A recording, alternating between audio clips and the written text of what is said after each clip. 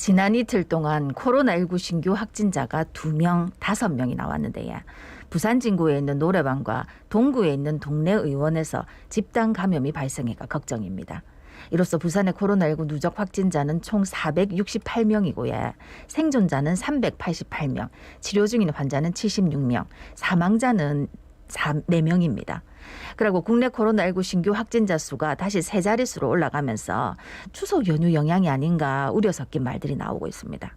그런데 이런 상황에서 내일 또 한글날 포함해 3일 동안 연휴가 시작되는데 혹시 더 확산되는 건 아닌지 걱정입니다. 오늘 부산의 코로나19 상황 진단해 보겠습니다. 예, 대한가정의학회 한성호 코로나19 비상대책위원 전화 연결되어 있습니다. 위원님 안녕하십니까? 안녕하십니까? 예, 안녕하십니까? 자, 이틀간 부산에서 코로나19 신규 확진자가 2명, 5명 추가로 발생했다. 부산 진구 노래방 그리고 동구 동네 의원의 집단 감염이 발생해서 걱정입니다. 좀 진단해 주실까요? 예, 지금 이틀간의 발생은 사실은 의원과 노래방에서 시작인데요. 특히 앞서 얘기한 것처럼 그 431번 환자였던 동선을 보면 저희가 좀 이런 코로나19를 잘 이해하는 데 도움이 될 것 같습니다. 예. 이분이 이제 지인의 환자 4명한테 같은 이제 자가용을 이용하면서 4명한테 전파를 했고 또 이비인후과를 또 다니고 네. 동네 이비인후과를 다녀서 또 누적으로 13명, 이제 여러 명을 감염시키고, 이제 온종합병원에 며칠 전에 입원을 해서, 그리고 또 다른 환자 3명을 감염시키고, 예. 누적 이비인후과 4명, 병원 3명, 지인 5명에서 총 13명 정도를 감염을 확산시킨 걸로 이렇게 파악이 되고 있는데요. 예. 이제 이런 걸 보면 뭐냐면, 사실은 크게 증상이 심하지 않은 상태에서 그분들 크게 인지를 못했을 겁니다. 근데 이런 약간 조금 편안한 안해한 그런 어떤 동선으로 여러분에게 확진을 시킬 수 있다는 점은 네네. 누구나 이런 감염자가 될 수 있다, 슈퍼 확산자가 될 수 있다라는 점을 이야기할 수 있기 때문에 코로나19는 어떤 면에서 안타깝게 생각하는 게 지인이든 친구든 그 누구도 참 편안하게 보지 못하는 그런 안타까움은 있지만 이만큼 코로나19의 확산은 정말로 강하고 위험할 수 있다라는 것을 단적으로 보여준다고 생각합니다. 저는 여기서 좀 궁금한 게요. 교수님께 여쭤보고 싶은 게 이비인후과가 그리고 온종합병원이 동선이 공개가 됐단 말이에요. 그런데 그 어느 곳보다 명단도 그리고 열 체크도 굉장히 잘하는 병원인데 이게 동선이 공개된 이유가 있을까요? 이런 겁니다. 첫 번째는 대부분에는 그 병원과 의원은 굉장히 적극적으로 방역 수칙을 지킵니다. 왜냐하면 병원에서는 절대 마스크를 벗지 못하게 하고 입구에서는 소독을 철저하게 한다든지 등등등을 하는데 문제는 이제 이런 부분에서의 그 CCTV나 이런 동선을 파악을 했을 때 그쪽에서 추가로 집단으로 발생했을 가능성이 있다면 분명히 그 병원 내에서도 확산될 수 있을 그런 어떤 구멍이 있다라고 생각을 하는 거죠. 그래서 이제 이전에 났던 평강 의원 같은 경우도 이제 그 진술에만 의하면 굉장히 적극적으로 이제 마스크를 쓰고 했다지만 그 의료진 중에 관계자가 마스크를 벗었다 뺐다 하는 그런 목격자의 그 진술 때문에 결론적으로는 추가로 확산되지 않습니까? 그런데 사실 이런 부분들은 꼭 병원이 아니더라도 어딘지 일어날 수 있죠. 그래서 제가 여러 번 강조드리지만 병원에서의 원칙과 수칙은 더더욱 잘 지켜져야 되고 그건 일반적으로 외래를 다니시는 분뿐만 아니라 입원해 있는 환자들한테 확산됐을 때는 굉장히 위중증자를 만들 수 있고 사망이 이를 수도 있기 때문에 그런 부분에서는 더욱더 좀 철저히 해주시기 바라고 그리고 병원의 경우에는 보건당국 같은 경우도 적극적으로 코호트 격리 같은 걸 시행을 합니다. 그래서 이제 서울의 지역 같은 경우도 일부 병원에서는 2~3명 이상의 집단 감염이 생기는 소지가 보이자 바로 코호트 격리가 됐거든요.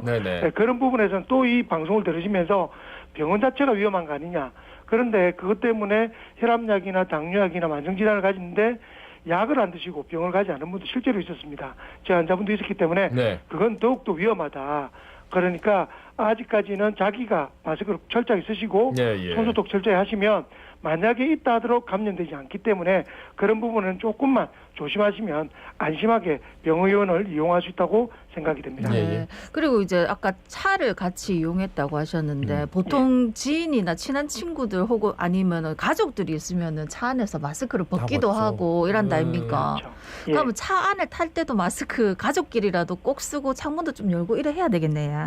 그렇죠. 저는 이제 사실은 이제 일상생활을 같이 하는 가족들, 예. 그러니까 흔히 말해서 동거를 같이 하는 가족들은 사실은 마스크를 늘 할 수밖에 할 수 없는 상황이기 때문에 예, 예. 이해가 되지만 지인이나 친구분들은 그 지인이나 친구를 만날 때는 마스크를 쓰는 것이 이제 서로에 대한 에티켓이라고 생각합니다. 예, 예. 이제는 악수를 하지 않는 것이 에티켓인 것처럼 마스크를 쓰고 만나는 것이 저를 위한 에티켓이기도 하고 상대방을 위한 에티켓이기 때문에 특히나 밀폐된 차량이나 이런 것을 이용할 때는 네. 반드시 마스크를 쓰고 이용하시기를 다시 한번 부탁드립니다. 네. 근데 저는 진짜 악수 관련해서 누군가 이렇게 주먹을 내밀어요. 그럼 주먹을 치다가 갑자기 또 악수를 하자고 악수를 내밀면 악수하잖아요.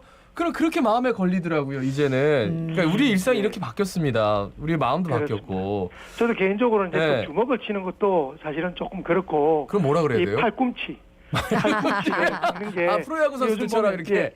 외신을 보시면 보입니다. 팔꿈치를 치는 거. 예, 예. 알겠습니다. 그런 세세한 부분까지 진짜 우리가 다 신경을 써야 되겠습니다. 그런데 이제 10월 1일 이후에 국내 코로나19 신규 확진자 수 계속 두 자리 유지해 왔었는데 물론 부산은 좀 많이 늘었습니다만은 근데 또 어제 일주일 만에 세 자릿수로 늘어나면서 이게 추석 연휴 여파가 아닌가 걱정이 많은데 어떻습니까? 뭐 군부대, 의료기관, 뭐 이렇게 가족 확진자들이 계속 잇따르고 있는데요. 예. 저는 이제 주목하고 싶은 게 정북의 정읍시에 추석 연휴에 가족 간 전파로 9명이 확진 판정을 받았습니다. 예, 예. 여기 보면 할아버지, 할머니 3대가 손자까지 3대가 확진 판정을 받아서 마을 주민 전체를 대상으로 그 동일 집단 격리라고 하죠. 코호트 격리 조치가 내려졌는데요. 이제 이런 것들이 예를 들어 우리가 우려했던 추석 때 방문을 자제하자 했는데 방문하고 난 뒤에 결국은 동네 주민 전체가 동네 마을을 벗어나지 못하는 상황까지 생겼다는 거죠. 자, 이제 이런 것들을 좀 하지 말자는데 이해는 합니다. 어떻게 또 안 볼 수 있겠습니까? 그렇지만 가서도 좀 조심하고 하셨으면 하는 아쉬움이 있고요. 이제 오늘부터 시작해서 특히 이제 어제 오늘부터 시작해서 이번 주 주말까지가 추석 때의 어떤 그 결론이 우리가 확산돼서 결론이 서서히 드러날 수 있기 때문에 네, 네. 방역 당국이나 정부도 굉장히 걱정을 우려를 많이 하고 있는데 제발 세자수 확산이 두사십 다시 줄기를 바랄 뿐입니다. 그리고 내일부터 한글날 포함해서 네. 3일에 또 긴 연휴가 시작돼서 예. 벌써 이제 움직이시는 분들 계실 텐데 야 이거 예. 저 거리두기 글쎄요 이게 괜찮을까 싶어요. 제주도 벌써 이제 올해 이번 한글날 3일 동안 10만 명 가까운 벌써 관광객이 예약이 되어 있다고 네. 합니다. 이게 추석 연휴 동안 왔던 관광객 수하고 뭐 매일로 일로 따지면 거의 비슷하다고 하는데요. 제주도에서는 적극적으로 뭐 집합 제한이라든지 뭐 마스크를 필수 착용해야 된다 등등을 하지만 관광지의 특성상 맛집을 찾아가게 되고 좋은 곳을 보게 되고 한다는 그렇죠. 거죠. 다행히 저렇게 제주도에서 집단 감염에 관한 증거는 아직 없지만 언제든지 저는 있을 수 있다고 생각을 합니다. 예, 예. 그래서 앞서 얘기한 것처럼 혹시 부산에서 제주도로 가시는 분이 계시다면 어디를 가더라도 마스크 꼭 쓰시고 중간중간에 손소독 철저히 하게 해서 나뿐만 아니라 다른 분의 어떤 감염도 절대 막을 수 있는 원칙을 잘 지켜주십사라고 부탁을 드리고 또 안 갈 수 있으면 좀 안 갔으면 좋겠습니다. 네. 네. 그래요. 예.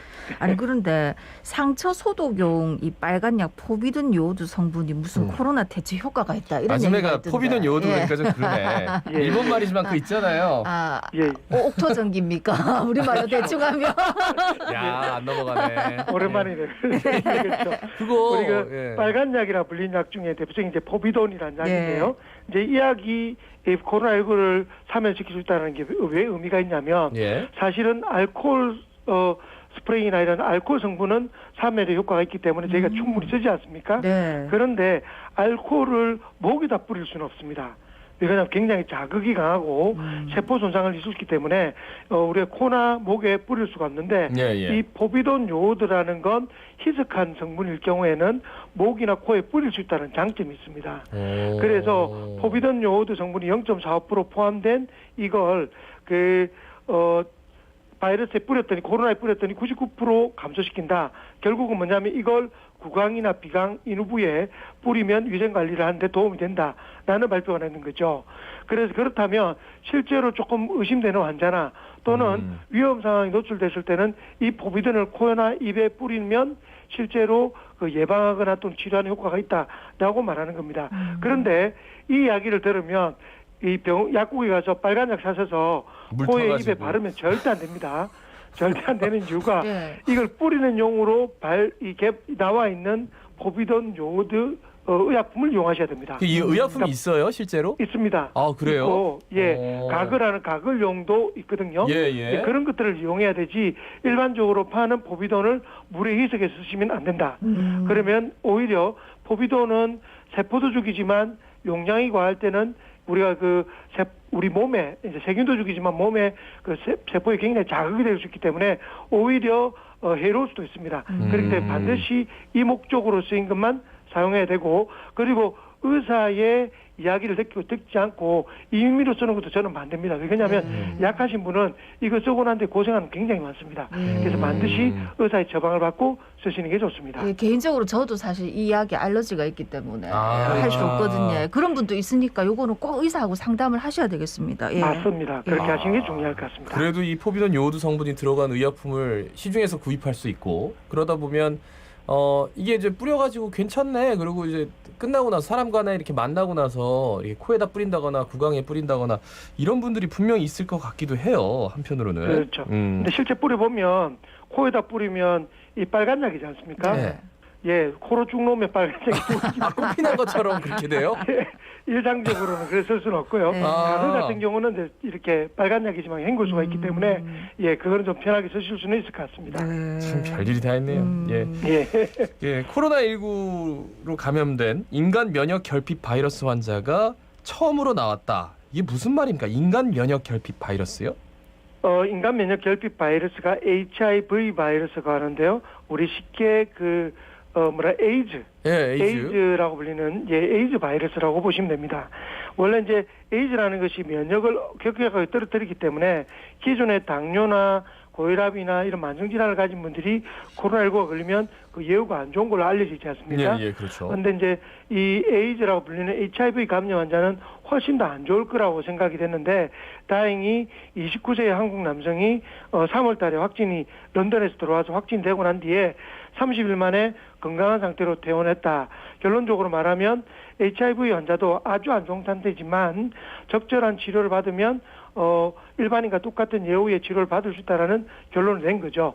그렇지만 이제 결론은 이렇게 났지만 저는 개인적으로 이렇게 면역 결핍이라든지 여러 가지 이유든 면역이 안 좋은 분들은 더더욱이나 조심하지 않으면 이런 코로나 바이러스 걸리면 다른 분에 비해서는 훨씬 더 예후가 안 좋은 게 정설입니다.